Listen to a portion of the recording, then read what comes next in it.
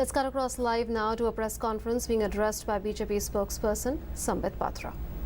हमें बड़ा परेशान किया जा रहा है, काम करने नहीं दे रहे हैं एलजी महोदय हमें, ये सब कुछ सेंट्रल गवर्नमेंट कर रही है और आप हमें इससे निजात दिलाएं। सुप्रीम कोर्ट ने कहा नहीं, आपने तो हाई कोर्ट में डाला हुआ है, आप हमारे पास मत आइए, अभी हाई कोर्ट में जाइए, हाई कोर्ट जो कहेगी उसके बाद देखा जाएगा। आप पहले हाई कोर्ट में जाइए, फिर मुंह लटका कर वो हाई कोर्ट वापस आएंगे। ये बड़े शातिर लोग हैं, इन्होंने गणना की, इनको पता लगा कि हाँ यह हाई कोर्ट का जजमेंट आने वाला है, 4 तारीख को आएगा, पता था। निर्णय भी क्या आने वाला है इनको पता था, क्योंकि मन में जब चोर होता है, दाढ़ी में जब तिनका होता है तो पता होता है कि ये तो केवल बहानेबाजी कर रहे थे, कानून के विरुद्ध जाकर काम करने का प्रयास कर रहे थे। They were opposing the constitution, so they very well knew that the constitution is going to be upheld by the court of the law of this country. वो जानते थे कि देश का जो कानून है वो सर्वविद है और देश का जो संविधान है उससे बड़ा कोई नहीं है, और देश का जो कोर्ट है, जो हाई कोर्ट है, वो संविधान की रक्षा करेगा। ये अरविंद केजरीवाल जी जानते थे।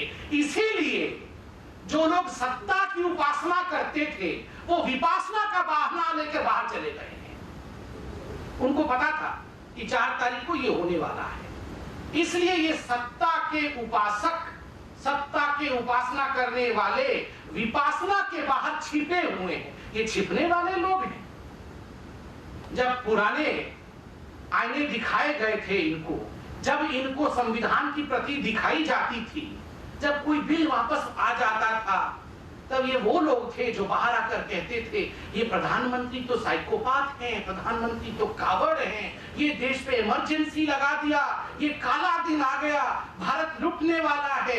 यहां तक कह दिया था अरविंद केजरीवाल जी ने कि ये जो केंद्र की सत्ता है ये दिल्ली को पाकिस्तान समझती है, पाकिस्तान की तरह व्यवहार किया जाता है हमारे साथ। आज मैं बिना किसी बात को छुपाए हुए बड़े तथ्य के साथ कहता हूं, 2 लोग एक्सपोज हो गए हैं। आज पाकिस्तान एक्सपोज हो गया है और यहां अरविंद केजरीवाल जी एक्सपोज हो गए हैं।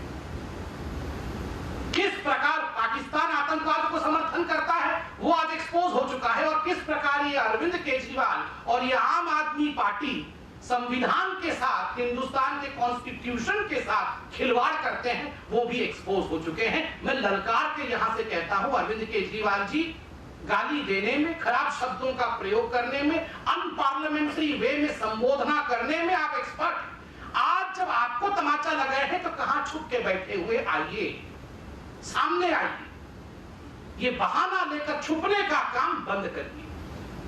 Don't hide behind excuses. You knew very well that today is the judgment day, and since you are on the wrong track, you knew what the judgment would be, because you knew that the courts of this country would uphold the constitution of this country. Knowing this, you are hiding, Mr. Arvind Kejriwal. You should come out. We challenge you today.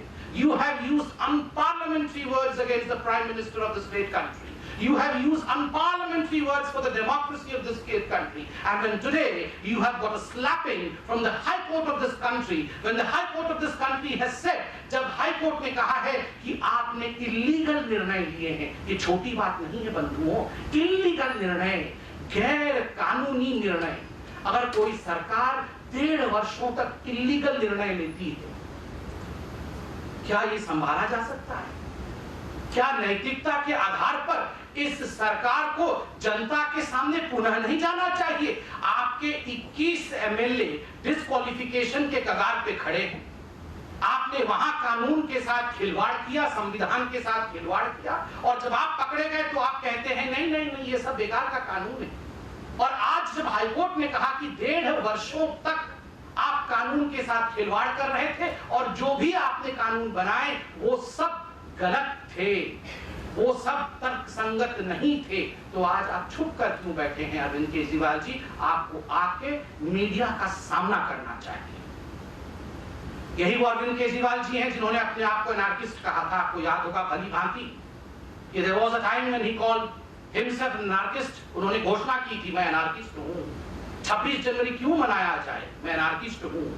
आज अरविंद केजरीवाल जी, आपने जो कहा था उस पर high court ने ठप्पा लगा दिया है। कि हाँ आप अनार्किस्ट हैं। आपने कहा था आप अनार्किस्ट हैं। आज हिंदुस्तान के एक उच्च न्यायालय ने आपके उस कथन पर ठप्पा लगा दिया। Yes mister Arvind Kejriwal, you are an anarchist because you are not working as per the provisions of the constitution of this great country. You are fooling the people of Delhi and India all this while, and so Mr. Kejriwal, don't hide. Appear, come and face the campus.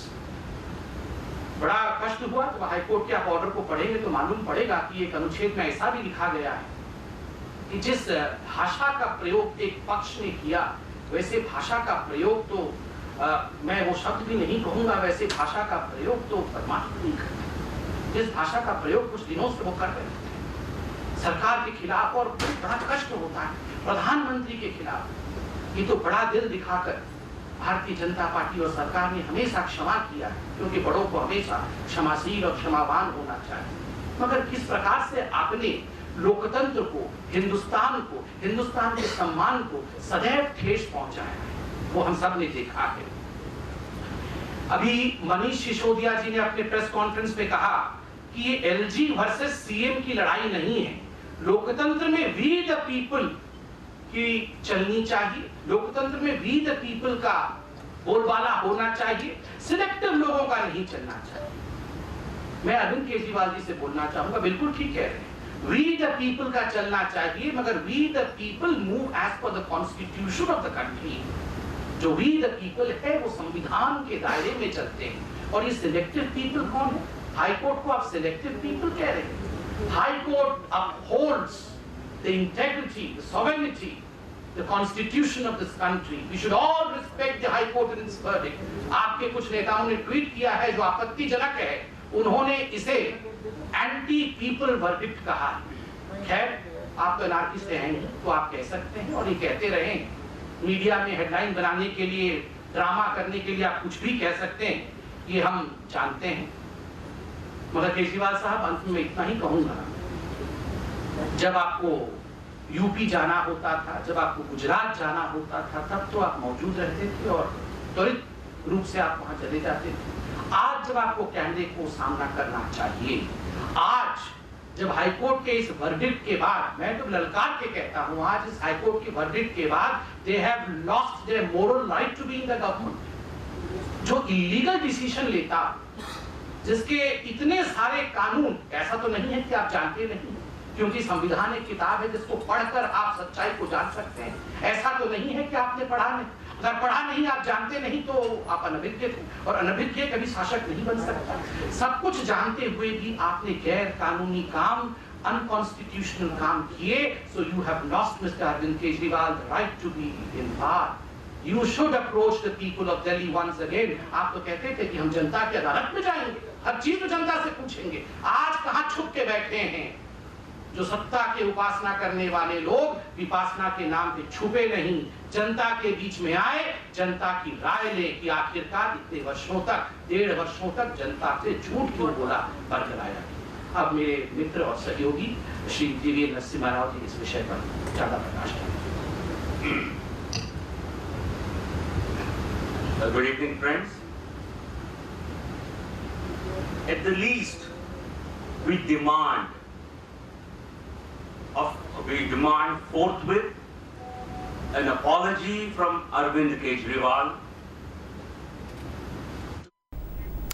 Those were BJP spokesperson Sambit Patra and GVL Narasimha Rao hitting out at Arvind Kejriwal, the Chief Minister of Delhi, on a day the Delhi High Court ruled that Delhi continues to be a union territory under the Constitution and the Lieutenant Governor of Delhi is its administrative head. Sambit Patra challenged Arvind Kejriwal to come out and face the media's questions on this day. He also said that the Delhi High Court's ruling has put a stamp on what Kejriwal called himself, and he called himself an anarchist.